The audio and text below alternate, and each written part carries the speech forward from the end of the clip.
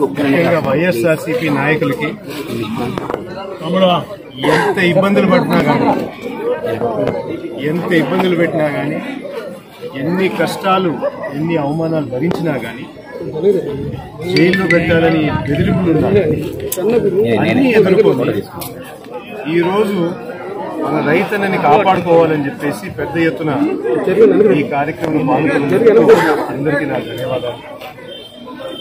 మన జగన్ గారు ఇచ్చిన ఒక్క పిలుపుతో మన రైతులందరికీ అండగా ఉండాలని, వాళ్ళు ఈరోజు పడే కష్టాలని అధికారుల దృష్టికి తీసుకుపోయి న్యాయం జరిగేటట్టు చేయాలని చెప్పేసి కార్యక్రమం పెట్టాం. ఈ కార్యక్రమం ప్రకారంగా మనం కోరేది ఏంటంటే రైతులందరికీ సమయానికి యూరియా దొరకట్లేదు. అది లేకుండా ఈ రైతులకి తీవ్రంగా ఇబ్బంది పడుతున్నారని చెప్పేసి గత నెల రోజుల నుంచి చెప్తున్నా కానీ వాళ్ళని ఎవరన్నా రైతు అదనంగా మాట్లాడితే అరెస్ట్ చేస్తామని చెప్పేసి ముఖ్యమంత్రి గారు చెప్పడం, లేకపోతే వైఎస్ఆర్సీపీ నాయకులందరూ దొంగలని చెప్పేసి వాళ్ళని అరెస్ట్ చేయడం అనేది కేవలం. మేము అడిగేది ఒకటి, సెంటర్ నుంచి మీకు యూరియా క్వాంటిటీ అంతా మీకు చేరుంటే, మీ ప్రకారంగా ఎక్కడ యూరియాకి ఇబ్బంది లేకుండా ఉంటే, కొరత లేకుండా ఉంటే రైతులకు ఎందుకు చేరట్లేదు? మధ్యలో బ్లాక్ మార్కెట్ వాళ్ళు మీ వాళ్ళకి అమ్మేస్తున్నారా? ఎక్కడికి పోతుంది యూరియా అంతా? ఈ ఇబ్బంది తగ్గించడానికి ఏం చర్యలు తీసుకుంటున్నారు? ఇమ్మీడియట్ గా ఆ బ్లాక్ మార్కెటింగ్ ఎవరు చేస్తున్నారో వాళ్ళందరినీ అరెస్ట్ చేయించని చెప్పి ఒకటి.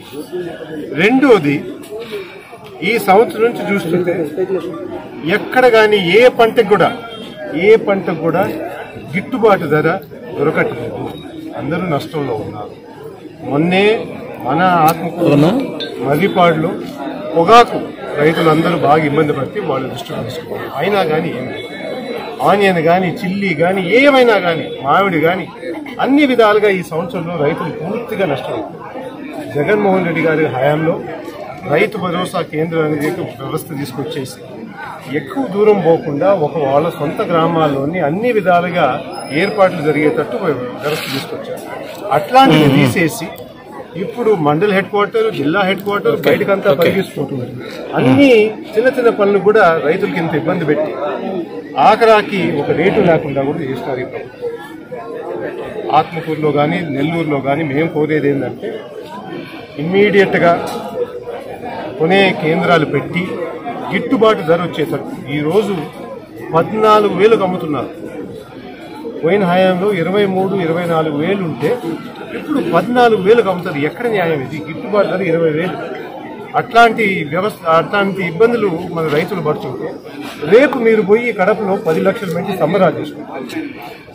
ఎక్కడ అనంతపూర్లో అక్కడ సంబరాలు చేసుకుని రైతు కష్టం అనేది పట్టించుకోకుండా సంవత్సరం నుంచి ఈ విధంగా జరుగుతూ ఉంటే ఇప్పుడన్నా నిద్ర లేయండి అని చెప్తారు.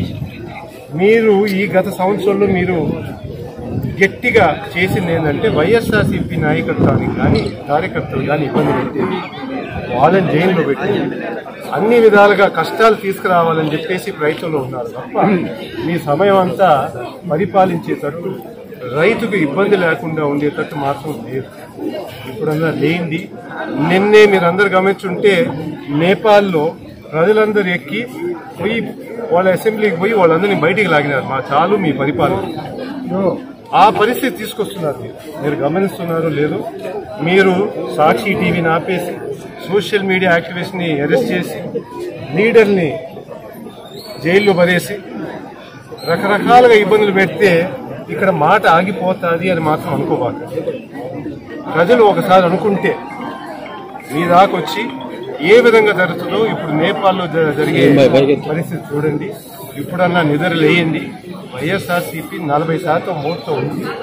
ప్రజలు ఇంకా నమ్మారు కాబట్టి, వాళ్ళ తరఫున మేము పోరాడాలి కాబట్టి ఈరోజు వాళ్ళకి జరిగే ఏ ఇబ్బంది ఉన్నా కానీ బయటకు వచ్చి పోరాడాలి. అది కప్పిపెట్టడానికి ప్రయత్నించడం, మంచి జరగాలని ప్రయత్నించారు. మీరు ఇచ్చిన హామీలు అమలు చేసేటట్టు, ప్రజలు కొంచెం సుఖంగా ఉండేటట్టు చూడమని చెప్పి మీ అందరినీ కోరుకుంటూ ఈరోజు ఆర్డీఓ కూడా అర్జీ ఇచ్చాము. తొందరగా చర్యలు తీసుకొని రైతాంగానికి యూరియా కానీ, గిట్టుబాటు ధర కానీ తొందరగా వచ్చేటట్టు చూడమని కోరుతున్నాను.